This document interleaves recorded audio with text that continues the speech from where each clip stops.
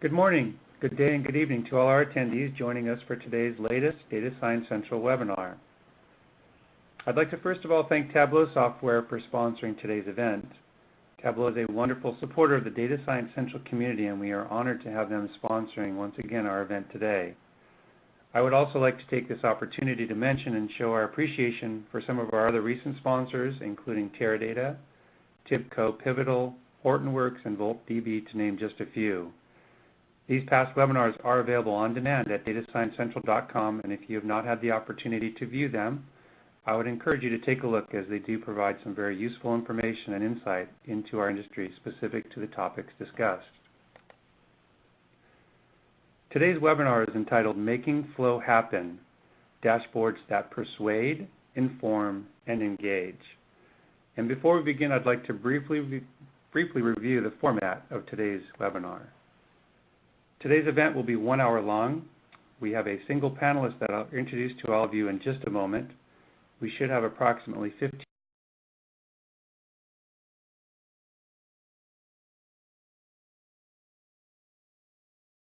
minutes for a Q&A following the presentation. And as always, this event is being taped and will be made available on demand at datasciencecentral.com later on this afternoon. I would also like to encourage our attendees to provide questions throughout the presentation. We will be reviewing them and presenting them on your behalf during the Q&A portion of today's event. My name is Tim Madison. I'm one of the co-founders of Data Science Central, and I will be your host for today's event. I'm very pleased to introduce today's speaker, Jeff Pettiross of Tableau Software. Jeff is the user experience designer at Tableau and has been dreaming about information design and user experience since he was a kid, spending hours sketching out interface elements for games he would write on his TRS-80. Since then, he has spent the last 25 years designing software and information visualizations in diverse fields, including data analysis and visualization, healthcare, project management, desktop software, and engineering. Welcome, Jeff. Thank you for being with us today. Thanks, Tim. The question for today's webinar is, do your dashboards tell the story you want to get across, or does your data get lost in a sea of pixels? Tableau strives to keep users in the flow with software centered on principles of design, cognition, and perception. The same principles apply to great dashboards.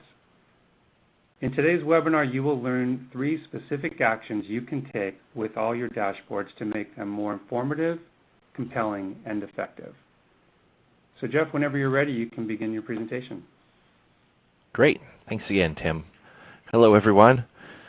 So I know that I get excited when I find a new data set, and I'm guessing a lot of you listening to me today do as well.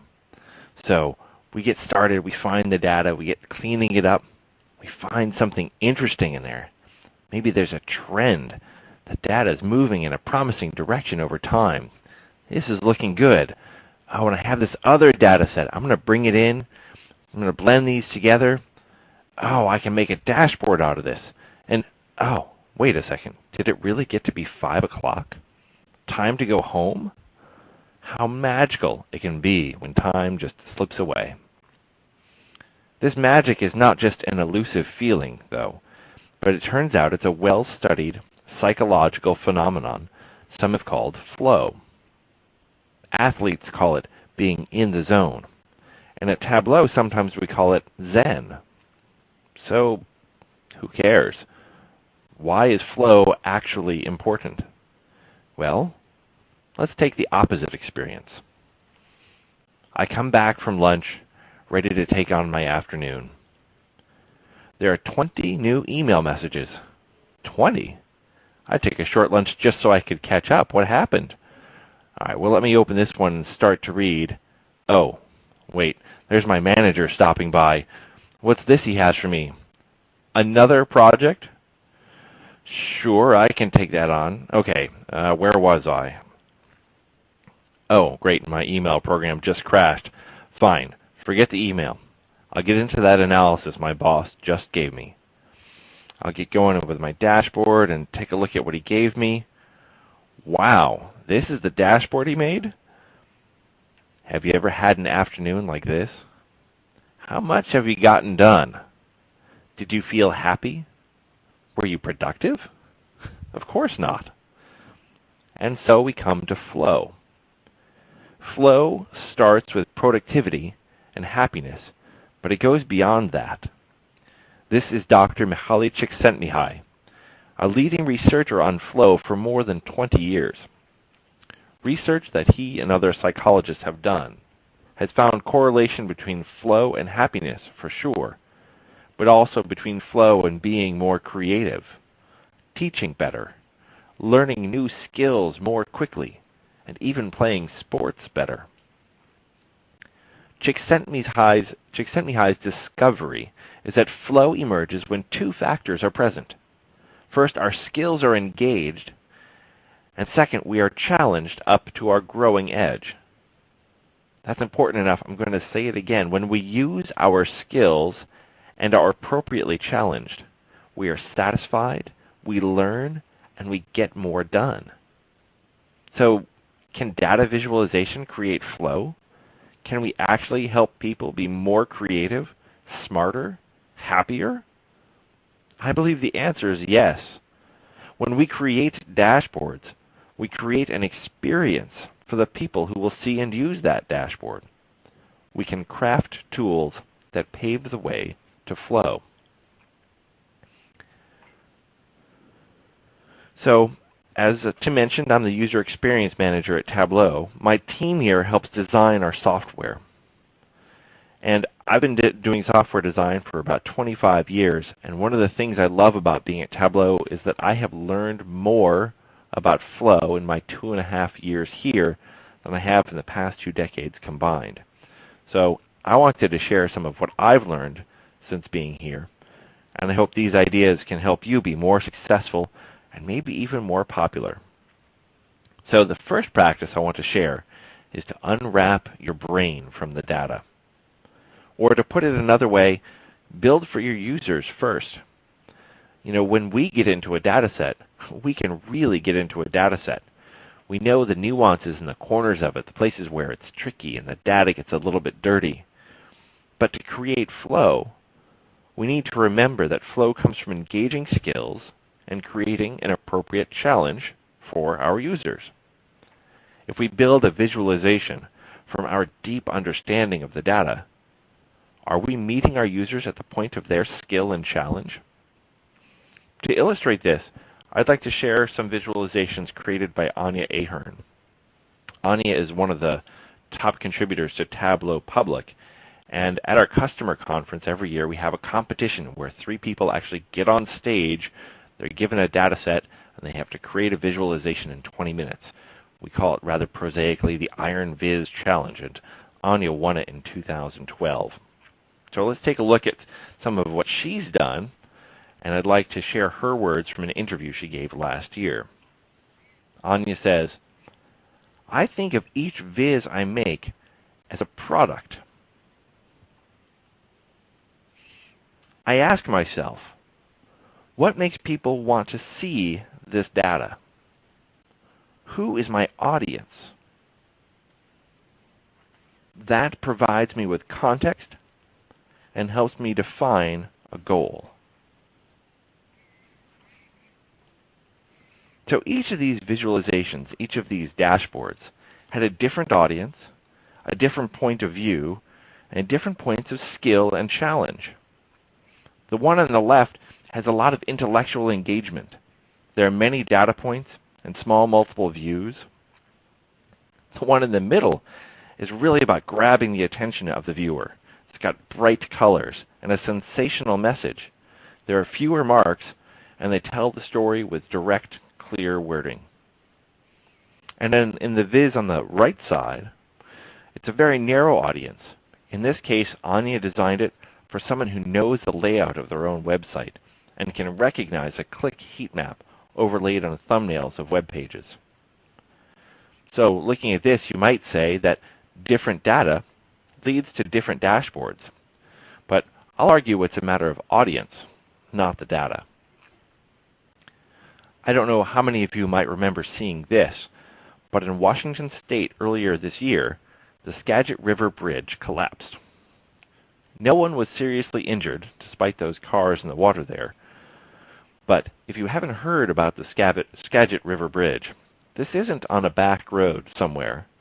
This is on Interstate 5, the national highway that runs from Mexico to Canada through the West Coast states. So I got curious.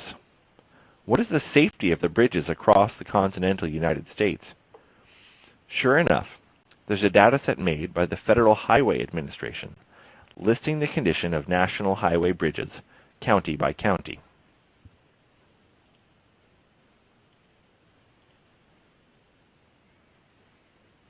So here's what that looks like. In this picture, we can see that we've got a mark for each county in the continental United States, and the colors vary. Any place where you see blue means that 20% or less of the bridge surfaces are substandard. For the rest of us, I think we might want to start thinking about driving a little bit more carefully. So let's take a look. This data may seem pretty straightforward. There are some measures per county talking about quality, and that's about it. So how much can we really do to present this in a different way depending on the audience? So I challenged myself to come up with two very different views. Now I did cheat a little bit. I brought in a second data set in which I took the census data per county. So now, in addition to the bridge quality information, I've also added in population per county. Still, though, not a very complex data set. So here's one story I found.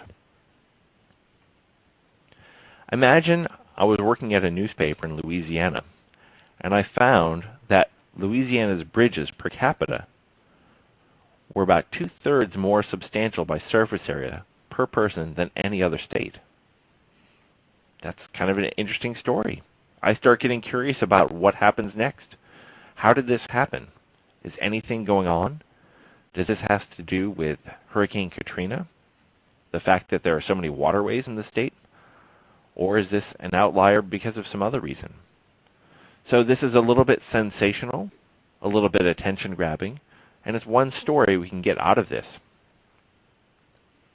And then I took a different tack, and I said, well, what happens if I consider this was going to drive my business? I imagined, what if I were trying to sell bridge retrofitting services? And I knew my costs were controlled by the amount of surface area.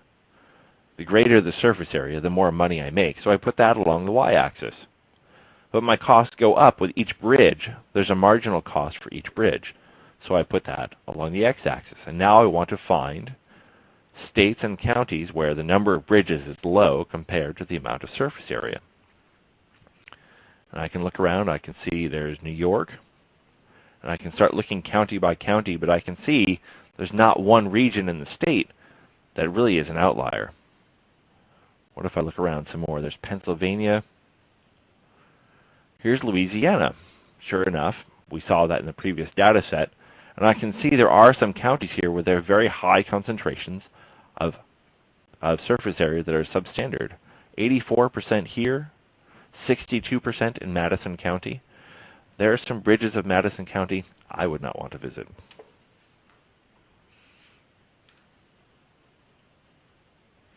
So that's just a brief overview of how you can take the same data and use it to really get at completely different stories. You can ask yourself, how often is this viz going to be used by someone? Are they going to look at it daily, weekly, one time? What's their job function? What do they do day to day?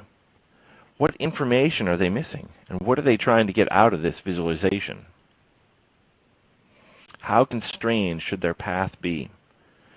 Is it choose your own adventure with a richer dashboard and lots of filters? Or do I want to give them guided analytics? So unwrap your brain from the data. Get yourself in the shoes of your user. That's the first idea I want to share. The next one is to remove everything you can and nothing else.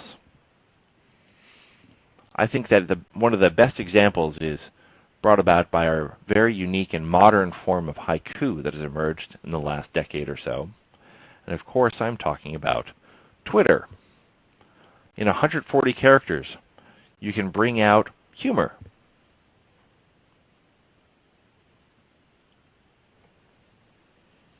romance and nostalgia,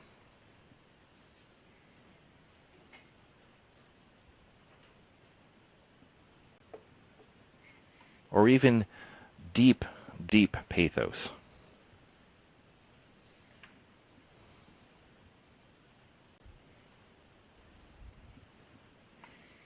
So, is it possible, though, to remove too much information? Let's take a look at this.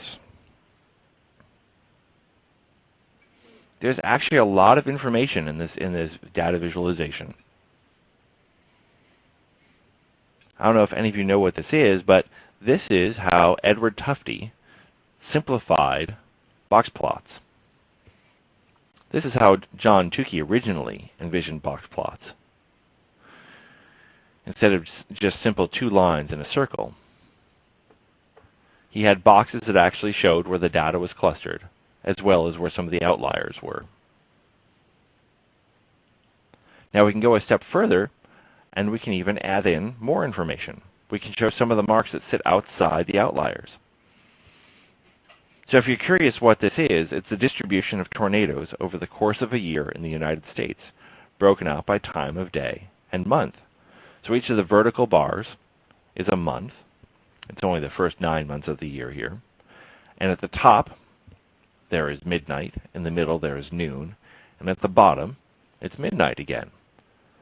So in this particular view, I can see not only is the data concentrated in the afternoons in the summer, I can also see, by having all the data of all the marks of each individual storm, that in April, May, and June, the 4th, 5th, and 6th bars, or 4th, 5th, and 6th columns, I should say, the concentration in the middle of the night is still higher than the concentration in the middle of the afternoon in the winter months. So looking at these 3 together, no one of them is better than the other, inherently. It just gets back to the first practice. Know your audience.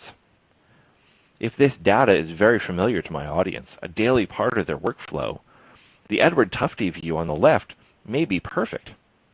It's very quiet and completely readable once you've learned how to look at it. The view on the right is the most cluttered in appearance, but each element remaining in the display still brings some value. So how do you do this? How do you know what to remove? Well, I have another example of simplification, or I have an example of simplification that I'd like to get into, but before I get to that, I want to jump ahead to the third practice. A popular saying in business these days is, fail fast, fail often. At Tableau, I like to think we respect ourselves and each other as humans too much to take on that mantra, so this is my kinder, gentler idea of this. Show your work and iterate relentlessly. Collaborative, supportive feedback in successive short rounds takes a good idea and can make it great. When a diamond is first mined, it looks like absolutely nothing special, just a pebble. Most of them are tiny, often so small that if you saw one on your desk, you would flick it off like another bit of dirt so it wouldn't get stuck under your mouse. Imagine it's your job to cut, to shape and polish one of these specks of diamond. Imagine being in a hot, close quarters workplace behind a nondescript door in an office building. The room is filled with other cutters just feet away. The air smells of hot polishing oil, and everything is covered with a fine sheen of gray, grimy diamond dust and oil. Your work is so detailed and so hard that it takes years of apprenticeship to become a master, to learn how to pick up these little specks, to mount them on the arm of the polisher at just the right angle, and to apply it to the wheel for just the right amount of time. You hunch over this wheel in your hot room, caring for the tiny, precious stone. Then you pick it up off the wheel and inspect it while it is still burning hot from the friction of shaving off a few layers of carbon atoms. If you're still an apprentice, You might have to show your work to someone else and get their feedback. Then back to the grinder it goes until just the right surface and just the right angle have been cut. And then you're done with one cut, one facet. Just another 36 facets and you're done with this one. But when you've completed the other facets and the stone is fully cut, what a work of beauty you have created. And this truly is what to do to create great flow. We need to iterate, refine, polish. Iterate, refine, polish. No idea is complete the first time around. I want to share with you something that we have here at Tableau. We have these monitors up on the wall all around the offices, and they show mission-critical statistics. This one here is a heat map that shows how some of our core performance metrics change from build to build of our software. Before these dashboards go live on Tableau TV, as we call it, each of them has gone through at least a few rounds of review. But it's not enough just to publish the viz and consider it done. Everything on Tableau TV has the name of the authors embedded right in the view. You can see this viz about software defects is credited to Emily Jabal and Dan Huff, two of my colleagues. With hundreds of visualization-savvy employees walking by every day, it's an ongoing chance to continue to iterate, refine, and polish all our work. This is one of the golden secrets of iteration. By publishing your work where many people can see it, and then taking appropriate credit, you create an opportunity to receive feedback. So I ask each of us, what are we doing to welcome feedback on our work? Feedback is what polishes a dull rock into a diamond. So let's get back to data viz. I'd like to take an example to see what iteration can do to remove what's not needed and to tune a dashboard to its audience. Here's a viz from Tableau Public showing the results of restaurant food safety inspections near Cincinnati, Ohio. What I wanted to do was use this as an example of how refinement and iteration can make data viz better, and I brought it here to share with you. But first, I want to credit Brian Neese at WCPO in Cincinnati. He created this, and this is an interesting example of data viz that has really been competently executed. There's a meaningful color encoding with a thoughtful center point. There are lots of usability hints scattered in the dashboard. There are several filters to offer WCPO site visitors a way to find restaurants they care about. And there are details on demand when I select a restaurant.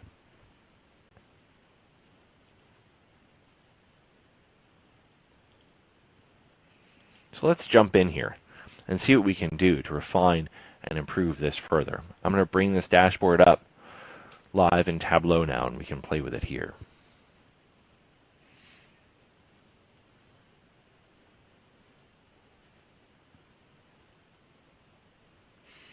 Okay, one of the first things we can do is consider that as Americans, or people reading Latin languages, we tend to start at the top of a page and move down, and we move left to right. So all this text up here at the top, it's interesting background, and I'm glad it's included because it says a lot about the context for this data, but it's not really something I need to see before I jump into the data visualization to understand it. So let's start by taking this text and making it smaller and moving it down to the bottom. I'm just going to jump ahead and do that with one click.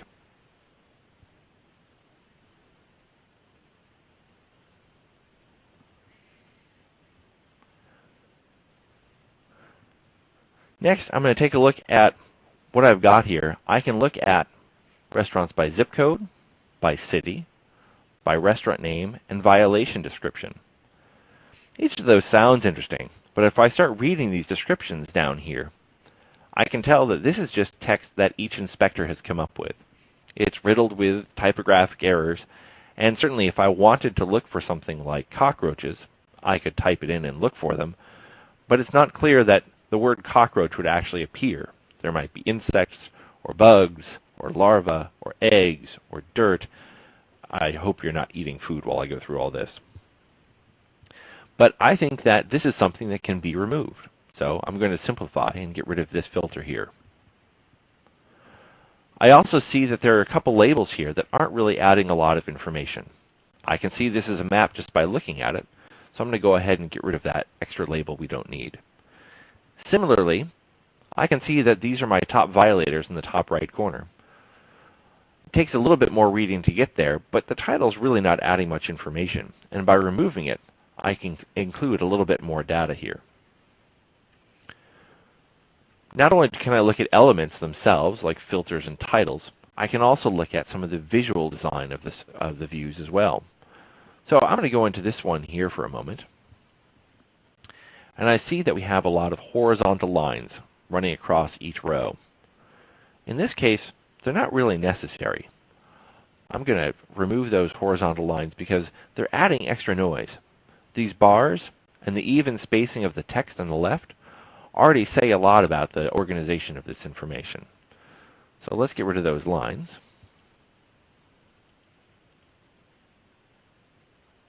And we'll go back to our dashboard.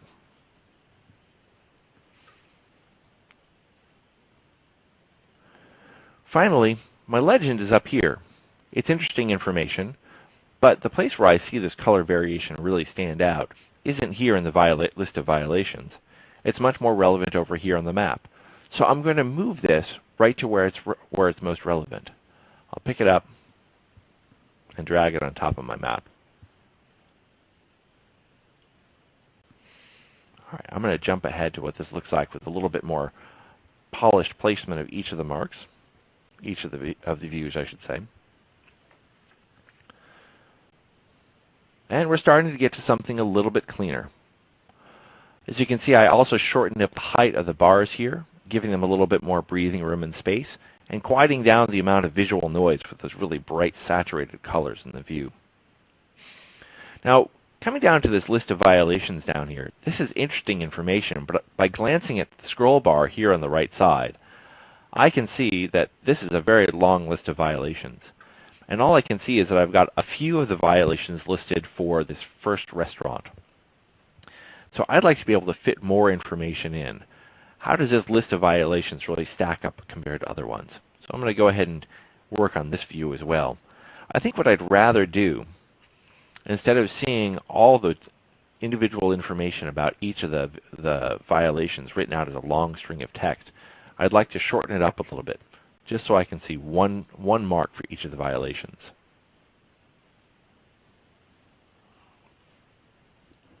So let's go ahead and do that first.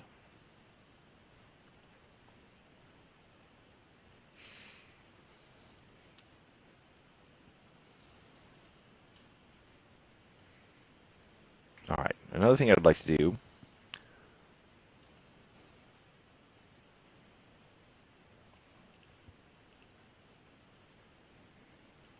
let's see where we went. Pardon me for a moment. That should have changed what those look like, but it didn't yet. I'm going to let my computer catch up.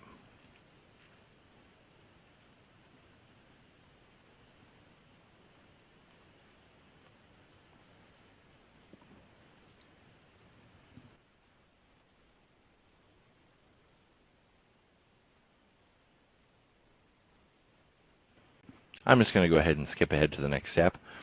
What I wanted to do was show that we could take all that text information and shrink it down by taking each violation and turning it into a simple box.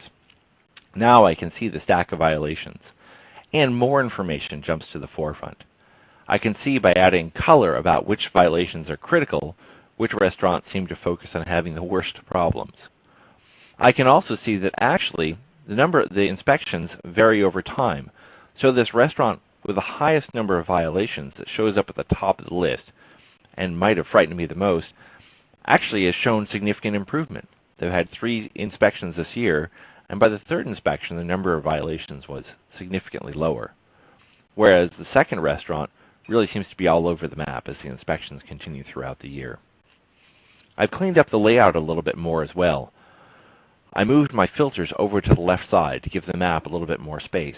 And I got rid of the color encoding here because we had double encoding, where the violation count was represented both as the length of the bars as well as by the color. So by changing the color to this quieter lavender, we've removed some of the saturation and noise from the view.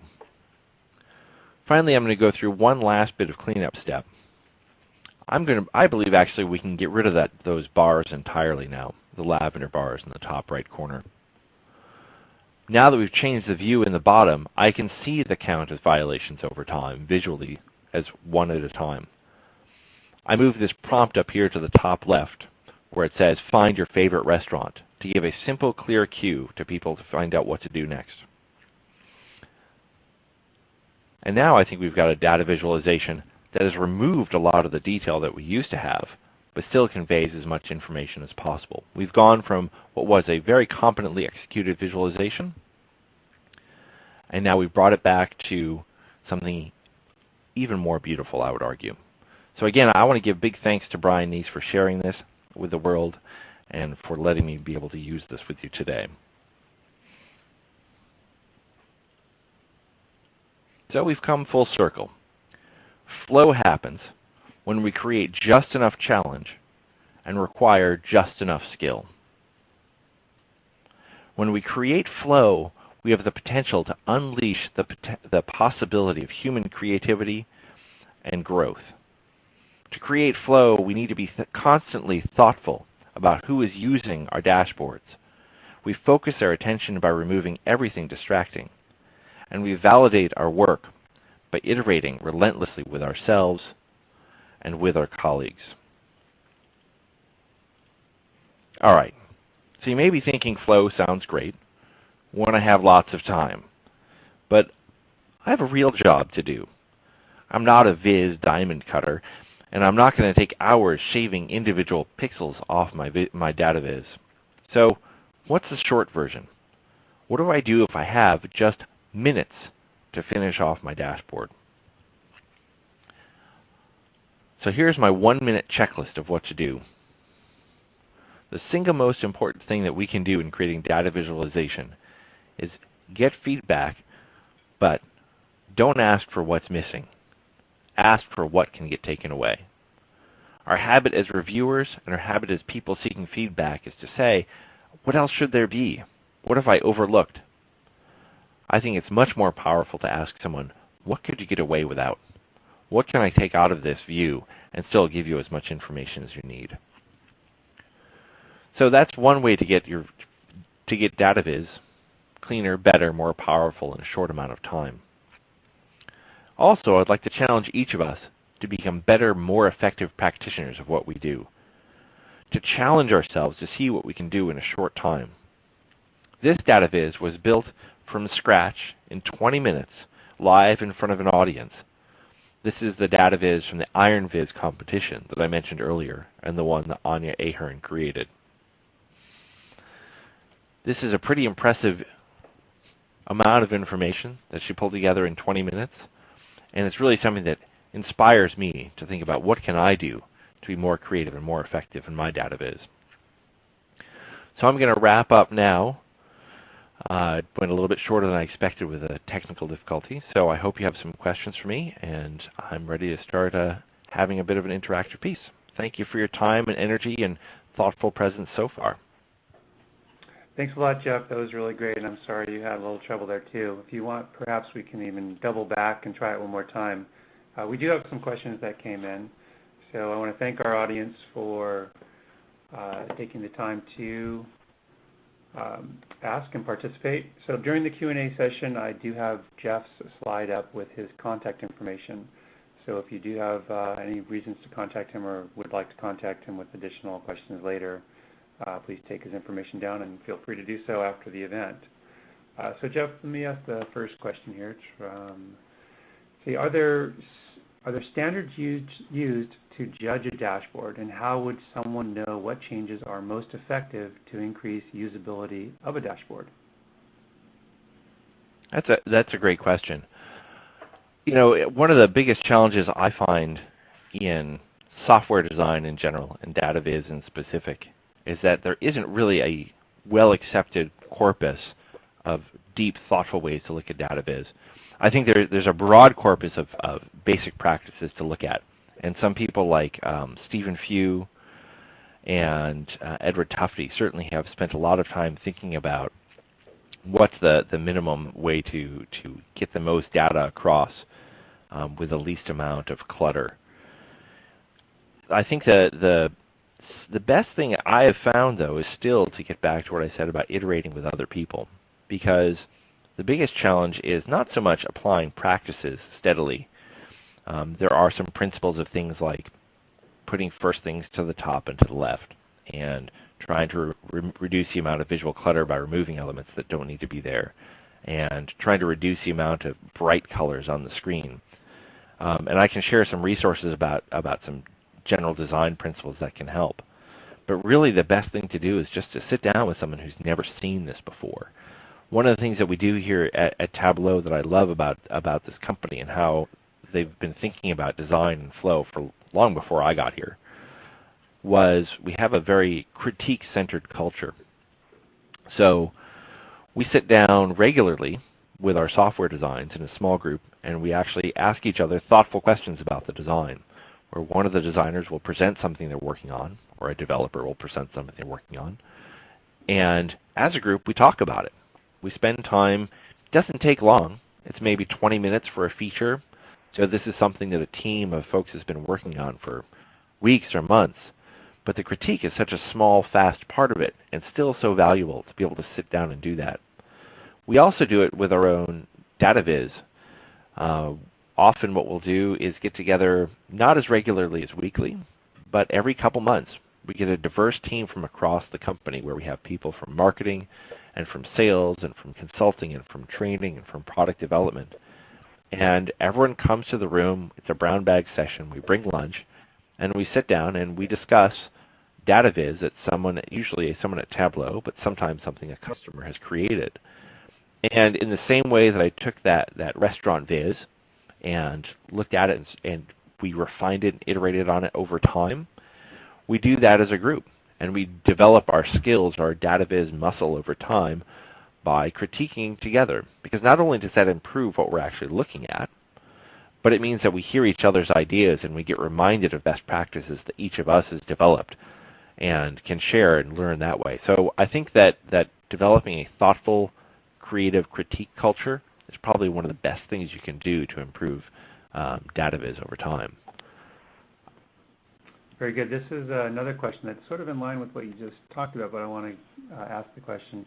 When creating a data viz and taking feedback, how do you determine what is feedback based on personal opinion and what is actually feedback that adds flow to your data viz?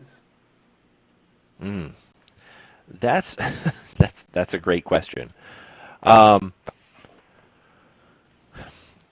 It's one challenge for me to remember to be able to take things into account when getting feedback on design. The way I hear this question is it's about all of us at some level are some expert in data viz and design, because each of us can look at something and say, well, here's my reaction to it. And sometimes it can be challenging because I have an idea for a viz or for a design, and I think it's a good one. And someone else comes along and says, no, I don't think that's a good idea. And they might even pull out a principle-centered argument. They might say, oh, well, that's too much color, or that's not too tightly spaced together, or that's a bad use of an encoding. And they could even pull out some research or cite something they read. I read Stephen Few, and he said this, and I've mentioned Stephen a couple times because I have great respect for his work. So it can sometimes get down to that almost very personal feel to it, where someone believes they're making a principle-centered argument, and you believe they're making a personal argument. And what do you do with that? At that point, I often try to ask more positive, probing follow-on questions. So instead of challenging directly about their design, so say they've said, well, that's a bad color encoding, or I think you need to add another bar graph here. Well, ask why. What is it you're trying to get at with that?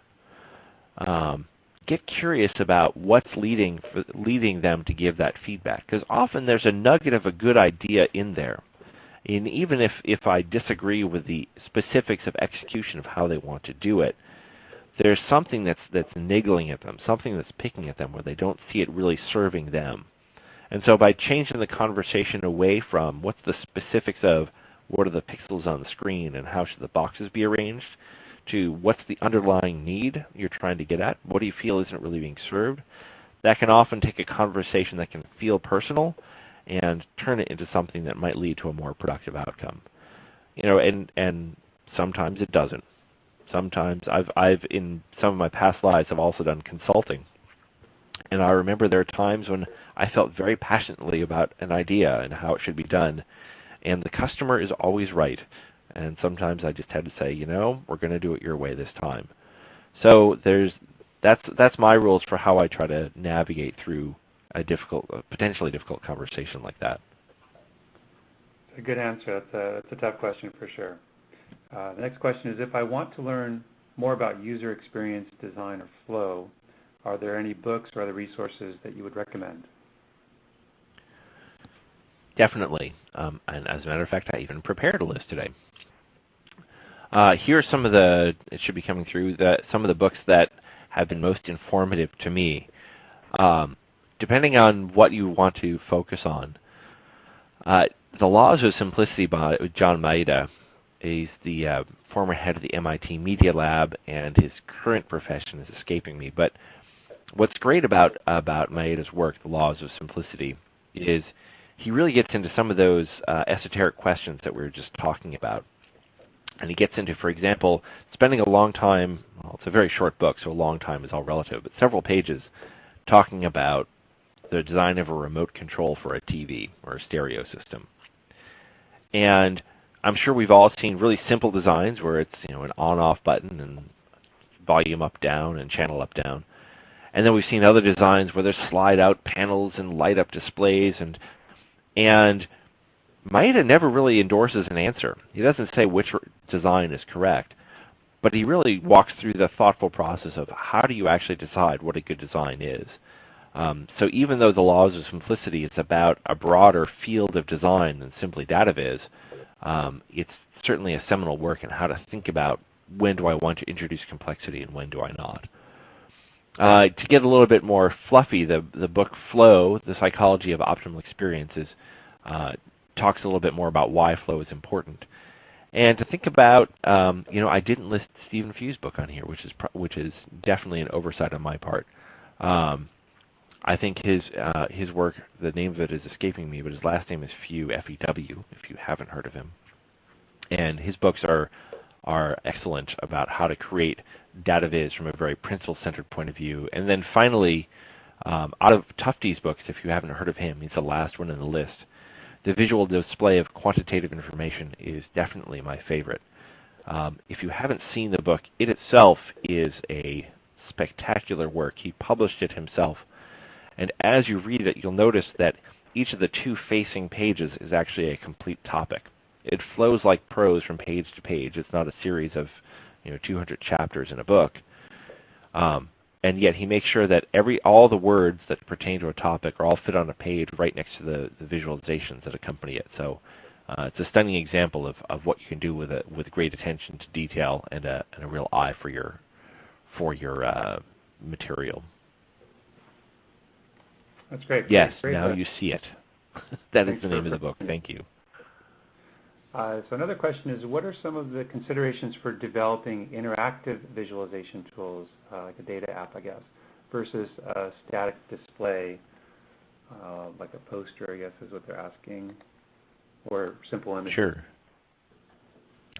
Well, the Tableau TV slides that I had earlier, where the picture of the folks looking at the screen on the wall, really kind of outlines that this is a great question, because it's so much different having something that I cannot interact with versus something that I can interact with. And the Tableau TV one is a particularly frustrating example, because as large as that display is, there's still a maddeningly small amount of information you can fit on a poster, because someone really needs to be able to see it from arm's length away. So you can't use very small type and use lots of small elements. I mean, sometimes you can if somebody can really stand there and take it in. But in a business setting, that's not often the case. So The biggest difference, I think, between a static display and interactive display is that you can take advantage of interactivity to be able to layer more information in, to be able to hide elements that you don't necessarily need to see up front all the time. One example of this is something like hover tips or tool tips. So I may have a bar or a plot on a dot on a scatter plot, and the bar itself or the mark only displays the information about the category or maybe the couple of measures that combine to create my scatter plot. But in the tooltip, I can put a lot more information that isn't necessarily visible and doesn't need to be shown all the time. Another good example is using two views together in an interactive display so that as I hover or select marks in one view, it drives the content of another view. So that's some of the ways to take advantage of interactivity to layer more information in. On the other hand, when you're doing something non-interactive, the display often can be somewhat higher density because someone can take a little bit more time to soak it up. So the challenge is, how do you fit in all those extra dimensions if you can't filter it down to just one at a time? So go back to the basics of what are all the tools for encoding that you have available to you.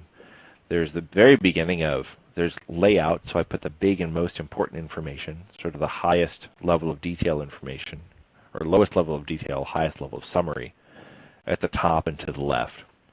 And then as you continue to drill down, think about how you can use color and position and size all in synchrony together to be able to fit more information in. And then finally, for both interactive and static data display, it gets down to what can you remove yet again. Would it make more sense if I'm doing static data to come up with 2 pages or 3 pages or 2 different posters or 3 different posters? Does all this information really need to be in one place, or can I split it up? I think of, for example, quarterly reports from companies where they cram so much information sometimes onto those pages when they could have been so much better served by simply having 3 or 4 bar graphs spread across pages with a little bit of prose in between them. Very good. Okay. So another question is, how do I deal with multiple mixed audiences where some data is not relevant without creating multiple different dashboards?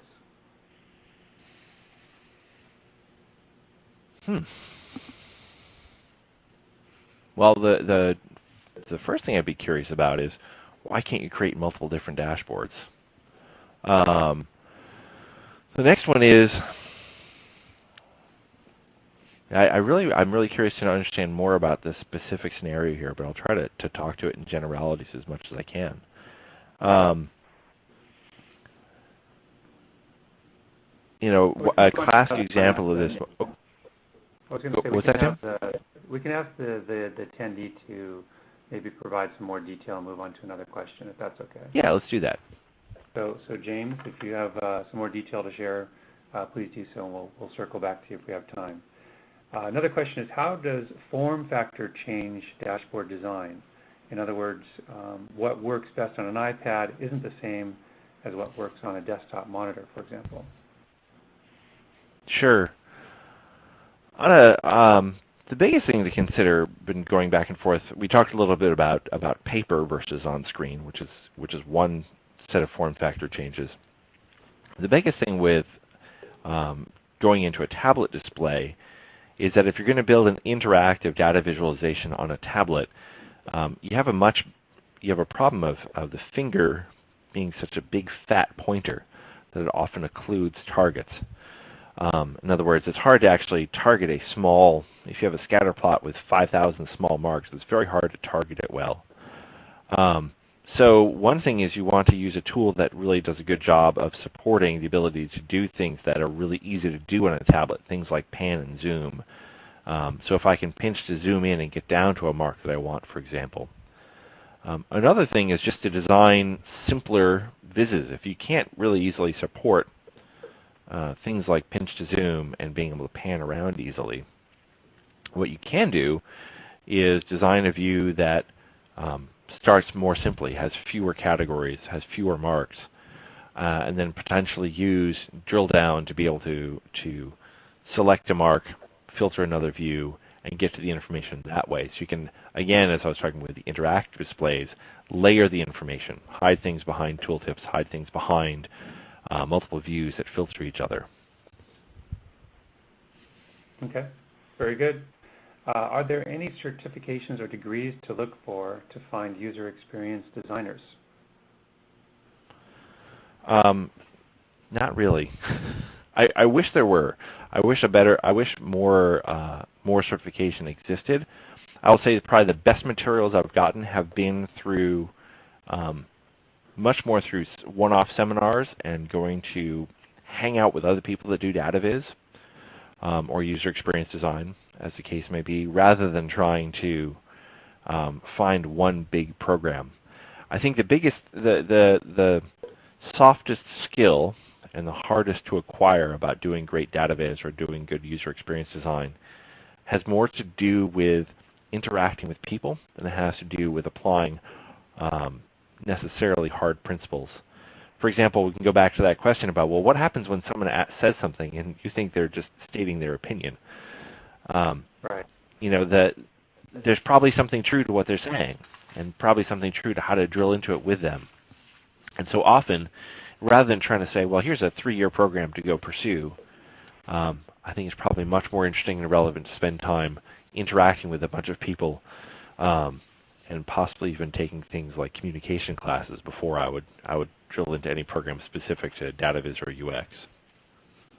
Okay, very good answer. I like this question. What do you do when a stakeholder says, "I will know it when I see it"? It reminds me of Supreme Court decisions as well. When stakeholders say, "I will know it when I see it,"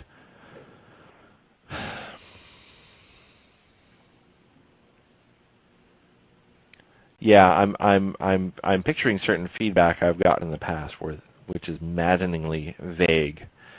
I think, again, I'm going to come back to the same thing I said before at risk of repeating myself, which is to try to get into a little bit more dialogue about what they're going for. Clearly, you know, this is the opposite case of someone saying, make that more blue, or use more bars, or change this that way, where they've got a very specific opinion. In this case, they don't have a really specific opinion yet. They know that something doesn't quite feel right. And so the more you can engage them in a conversation, if possible, the better.